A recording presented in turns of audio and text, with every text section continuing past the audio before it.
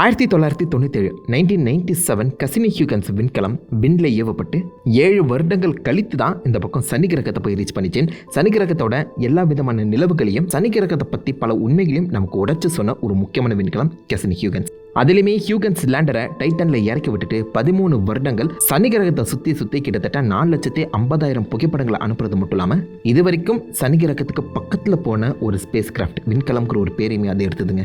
இப்படி உழைச்ச அந்த விண்கலம் 20 வருடங்கள் கழித்து 2017 வருஷம் எந்த கிரகத்தை ஆராய்ச்சி பண்ண கிளம்புதோ அந்த கிரகத்தோட ஒரு அங்கமாக மாறிச்சு. சனி கிரகத்துக்குள்ளேயே அந்த விண்கலம் விழுந்தது. எதுக்கு அந்த விண்கலத்தை அழிக்கணும்னு நினைச்சாங்க? அந்த விண்கலம் கண்டுபிடிச்ச உண்மைகள் என்னன்னு பார்ப்போமா? திஸ் இஸ் அன்சைன்ட் கசினி விண்கலத்தின் கடைசி நொடிகள். கசினியை சனி கிரகத்துக்கு அனுப்புறதுக்கு முதல் தூண்டுகோலாக இருந்தது டைட்டன் நிலவு தான். நம்ம பூமி போலவே டைட்டன்லையுமே ஆறுகள் மீத்தேன் ஆறுகள் ஓடிட்டு இருக்கு. நைட்ரஜன் ரிச் அட்மாஸ்பியர் இருக்கு. அதை பற்றி இன்னும் நிறைய விஷயங்கள் தெரிஞ்சுக்கலாம் நல்லா இருக்குன்னு சொல்லி டைட்டன் ரிசர்ச்சுக்கு மட்டும் இல்லாமல் இன்னும் பெட்டராக சேட்டனை பற்றி நிறைய விஷயங்கள் தெரிஞ்சுக்கலாம்னு சொல்லி கசினி ஹியூகன்ஸை ரெடி பண்ணுறாங்க.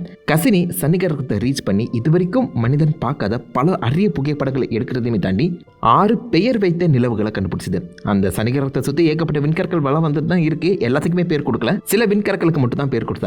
அது சனி கிரகத்தோட அபிஷியல் நிலவுகளா மாற்றப்பட அதுல 6 நிலவுகளை இந்த பக்கம் கசினி தான் கண்டுபிடிச்சது. சனி கிரகத்தோட மேற்பரம் ஒரு ஹெக்ஸகன் ஷேப்ல அறுகோண வடிவத்தில் ஒரு புயல் காற்று சுத்திட்டு இருக்கதுமே அதுதான் கண்டுபிடிச்சது. சனி கிரகத்தை இது வரைக்கும் நம்ம பார்க்காத ரொம்ப அழகான புகைப்படங்களை எடுத்தது. சனி கிரகத்துல இருந்து நம்ம பூமியை பார்த்தா எப்படி இருக்குமோ அதை இந்த பக்கம் கசினி தான் புகைப்படம் எடுத்தது. இந்த மாதிரி அரிய புகைப்படங்களை தொடர்ந்து எடுத்துட்டு இருந்தாலும் கசினிக்கு உள்ளே இருந்த ராக்கெட் ப்ரொப்பலண்ட்ங்கிறது பத்தினா காலியாக ஆரம்பிச்சது. இந்த சமயத்துல கசினி டெக்னிக்கலா சனி கிரகத்தோட நிலவு போல சனி கிரகத்தை தான் சுற்றி வளர ஆரம்பிச்சது. 300க்கும் அதிகமான ஆர்பிட் பண்ணியிருந்தாலும் அது ஒவ்வொரு முறையும் நம்ம பூமி பக்கம் திரும்பி இந்த புகைப்படங்களை அனுப்புறதுக்கு ராக்கெட் ப்ரொப்பலன்ஸை தன்னுடைய ஆர்பிட்டை ஸ்டேபிள் பண்ணுறதுக்கு யூஸ் பண்ணிட்டு இருந்துச்சா. சனி கிரகத்துக்குள்ளே விழுந்துடக்கூடாதுல்ல. பட் இந்த ராக்கெட் ப்ரொப்பலண்ட் தொடர்ந்து காலி ஆகிட்டு வரேன். 2010 வருஷமே இந்த மிஷனை முடிக்கலாம் ட்ரை பண்ணியிருக்காங்க. பட் இருந்தாலும் அதை இன்னும் பெட்டராக எஃபிஷியண்டாக யூஸ் பண்ணி 7 வருஷங்கள் இந்த மிஷனை எக்ஸ்டெண்ட் பண்ணாங்க. பட் இப்போதைக்கு ராக்கெட் ப்ரொப்பலண்ட் முடிய போகிற ஒரு சுச்சுவேஷன் வருது. ஆர்பிட்டை நிலைநிறுத்த முடியாது. ஸோ அது முடிஞ்சு போச்சுன்னா பூமியிலிருந்து அந்த கசினை கண்ட்ரோல் பண்ணுறதுங்கிறது கஷ்டமாக போயிடும். அது மட்டும் இல்லாமல் எதிர்காலத்தில் சப்போஸ் நம்மளால் கண்ட்ரோல் பண்ண முடியாமல் கசினி விண்கலம் சனி கிரகத்தோட ஏதாவது ஒரு நிலவு மேலே மோதிச்சுன்னா எதிர்காலத்தில் அந்த நிலவுகளை பற்றி நம்ம படிக்கும்போது இந்த ஒரு விண்கலத்தோட மோதல் ரீடிங்ஸாக மாற்றி அமைக்கலாம். அது மட்டும் இல்லாமல் இப்படிப்பட்ட ஒரு மோதலை நம்ம நிகழ்த்தக்கூடாது. எதிர்கால கண்டுபிடிப்புகளுக்கு நம்ம எந்த ஒரு வகையிலுமே இடையூறாக இருக்கக்கூடாது. அதனாலேயே இந்த கசினி விண்கலத்தை சனி கிரகத்துக்குள்ளே அனுப்பி அதை கம்ப்ளீட்டாக அழிக்க ட்ரை பண்ணாங்க. அண்ட் சனி கிரகத்தை இன்னும் பக்கத்தில் ஆராய்ச்சி பண்ணுறதுக்கு இது ஹெல்ப்ஃபுல்லாக இருக்குன்னு சொல்லி இந்த கடைசி ஒரு 5 மாதம் மிஷனை இந்த கிராண்ட் ஃபினாலின்னு சொல்லி பார்த்தா பேர் மாற்றினாங்க. 2017 ஏப்ரல் மாதம் ஆரம்பித்த இந்த கிராண்ட் ஃபினாலி அதே 2017 செப்டம்பர் 15 முடியப்பட்டது. இந்த 5 மாதங்கள் கசினி விண்கலத்தோட அந்த சுற்றுப்பாதையை வந்து பார்த்தீங்கன்னா ரொம்பவே எலிப்டிக்கலாக மாற்றினாங்க. இந்த சனி கிரகத்துக்கு மிக பக்கத்தில் போகிற மாதிரி. சனி கிரகத்தோட மேற்பரப்புல இருந்து 1000 கிலோமீட்டர் பக்கத்தில் இந்த பக்கம் கசினி போயிட்டு வந்துச்சாங்க. இந்த அளவுக்கு பக்கத்தில் எந்த ஒரு விண்கலமும் போனது கிடையாது. 22 முறை இந்த கசினி விண்கலம் சனி கிரகத்தை சுற்றி வந்துச்சு. இந்த 5 மாதம் கேப்லேயே 13,000 புகைப்படங்களை எடுத்தது. இது வரைக்கும் மனிதனுக்கு தெரியாத பல அந்த சனி கிரக மர்மங்களை கசினி நம்ம கிட்ட போட்டோ உடைச்சது. அதில் 6 முக்கியமான புகைப்படங்கள் பார்க்கும்போது இந்த போட்டோ ரொம்ப முக்கியமானது. இந்த சனி கிரகத்தோட டாஃப்னிங்கிற குட்டி நிலவு. அந்த நிலவு வந்து பார்த்தீங்கன்னா சனி கிரகத்தோட அந்த ரிங்ஸுக்குள்ளேயே சுற்றி வருது. இதே முக்கியமானதுன்னு சொல்கிறாங்கன்னா இந்த குட்டி நிலவாக இருந்தாலும் அதுதான் இந்த ரிங்ஸோட அந்த ஸ்ட்ரக்சரை வந்து பார்த்தீங்கன்னா மெயின்டைன் பண்ணிட்டு இருக்கான். இந்த புகைப்படத்தை நல்லா பாருங்க. நடுவில் அந்த டாஃப்னி நிலவு இருக்குல்ல, அந்த நிலவோட முன்பக்கமும் பின்பக்கமும் அந்த ரிங்ஸில் ஒரு அலை மாற்றம் ஏற்படுது. டாஃப்னி நிலவு ஒரு குட்டி தான், பட் இருந்தாலும் அதுலேருந்து வெளிப்படக்கூடிய அந்த கிராவிட்டி புஷ்ஷே சனி கிரகத்தோட ரிங்ஸை ஒழுங்கான ஒரு சீரமைப்பில் மெயின்டைன் பண்ணிட்டு இருக்கு. இந்த ரிங்ஸுக்குள்ளே இருக்க கேப்பை கீழே கேப்னு சொல்லுவாங்க. இதே மாதிரி இந்த சனி கிரகத்தோட இந்த ரிங்ஸுக்குள்ளேயே பல குட்டி நிலவுகள் அந்த ரிங் ஸ்ட்ரக்சரை ஒழுங்குபடுத்தி மெயின்டைன் பண்ணிட்டு இருக்கு. அவ்வளோ ஒரு அரிதான புகைப்படமாக இருக்குது பார்த்தீங்களா? அதே மாதிரி சனி கிரகத்தோட ஒரு முழு புகைப்படத்தையுமே எடுத்தது. அந்த சனிக்கு உள்ள விழுந்து அழியறதுக்கு முன்னாடி இந்த ஃபோட்டோவை எடுத்திருக்கேன். இதில் சனி கிரகத்துக்கு ஒரு பக்கம் வெளிச்சம் விழுது, இன்னொரு பக்கமும் லைட்டான ஒரு வெளிச்சம் இருக்க தான் செய்யுது. கம்ப்ளீட் இருட்டா இல்லை. காரணம் சனி கிரகத்தோட அந்த வளையங்கள் சூரிய வெளிச்சத்தை ரிஃப்ளெக்ட் பண்ணி சனி கிரகத்தோட இருட்டான பக்கத்தில் கூட வெளிச்சத்தை கொடுக்குதாங்க. ஒரு மத்தியானம் 6 மணி போல் எப்படி நம்மளுக்கு ஃபீல் ஆகுமோ அந்த மாதிரி நடுராத்திரி உங்களுக்கு ஃபீல் ஆகலாம். அந்த மாதிரி ஒரு வெளிச்சம் எப்போதுமே இந்த சனி கிரகத்தை சுற்றி இருக்குமா. அதுக்கு காரணம் அந்த ரிங்ஸ் தான், அந்த வளையங்கள் தான். டைட்டன் நிலவோட ஒரு கடைசி புகைப்படத்தை எடுத்தது. ரொம்ப திக்கான ஒரு nitrogen rich hydro carbon atmosphere உங்களால் இந்த இடத்துல பார்க்க முடியும். அதை தாண்டி அந்த கிரகத்துக்குள்ளே என்ன இருக்குன்னு சொல்லி நம்மளுக்கு தெரிய வாய்ப்பே கிடையாது. அவ்வளோ திக்கான ஒரு அட்மாஸ்பியர் இருக்குங்க.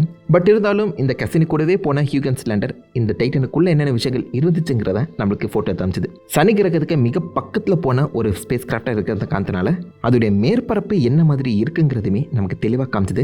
சனியோட மேற்புறத்தில் இருக்க அந்த மேகங்கள் என்ன மாதிரி வடிவமைக்கப்பட்டிருக்கு, அந்த மேகங்களோட ஷேடோஸ் முதற்கொண்டு நமக்கு தெளிவாகவே இந்த ஒரு அரிதான புகைப்படம் காமிச்சதுன்னு சொல்லலாம். இது எல்லாத்தையுமே தாண்டி கசினி சனி கிரகத்தோட முக்கியமான ஒரு ரிங், நம்ம பூமியில இருந்து பார்க்க முடியாத ஒரு ரிங் ஸ்ட்ரக்சரை வந்து பார்த்தா ஃபோட்டோ எடுத்தது. இந்த ரிங் ஸ்ட்ரக்சரை உருவாக்குனது என்செலடஸ் மேலே தாங்க நம்ம கசினிக்கு முக்கியமான கண்ணு இருந்துச்சு. ஏன்னா என்செலடஸோட துருவ பகுதியிலிருந்து தண்ணீர் பீத்து அடிக்கப்படுது. உங்களுக்கு பார்த்தாலே தெரியும், நம்ம பூமிக்கு அப்புறம் நீர் வடிவத்தில் தண்ணீர், அதுவும் அந்த நிலவுக்குள்ளேருந்து வெளியில் வரதை இப்போ தான் பார்க்குறோம். அண்ட் இப்படி வெளியில் வர அந்த தண்ணீர் இன்ஸ்டண்ட்டாக அந்த சுற்றி இருக்க ஸ்பேஸ் காரணமாக ஐஸ் ஆகிடுமா. அப்படி ஐஸ் ஆக்கப்பட்ட தண்ணீரையுமே சும்மா விடாமல் அண்ணன் வந்து பார்த்தோன்னா தன்னுடைய ஒரு ரிங்காக மாற்றிருக்காப்புல. இதை அவுட்டர் மோஸ்ட் ரிங்குங்கிற மாதிரி சொல்கிறாங்க. இந்த ரிங்கை உங்களால் வெறும் கண்களால் பூமியில் எடுத்து பார்க்கவே முடியாது. பட் அதுவே சூரியனுக்கு ஆப்போசிட்டில் இந்த பக்கம் சேட்டன் செட் ஆகும்போது சூரிய வெளிச்சத்தை இந்த ஐஸ் கிறிஸ்டல்ஸ் ரிஃப்ளெக்ட் பண்ணி ஒரு மாதிரி ப்ளூவிஷான ஒரு ரிங்கை வந்து பார்த்தோன்னா உங்கள் கண்ணில் காட்டும். நம்ம சூரிய குடும்பத்திலேயே அதிக நீல நிறத்தை கொண்டிருக்க ஒரு இடம்னா இதுதானா.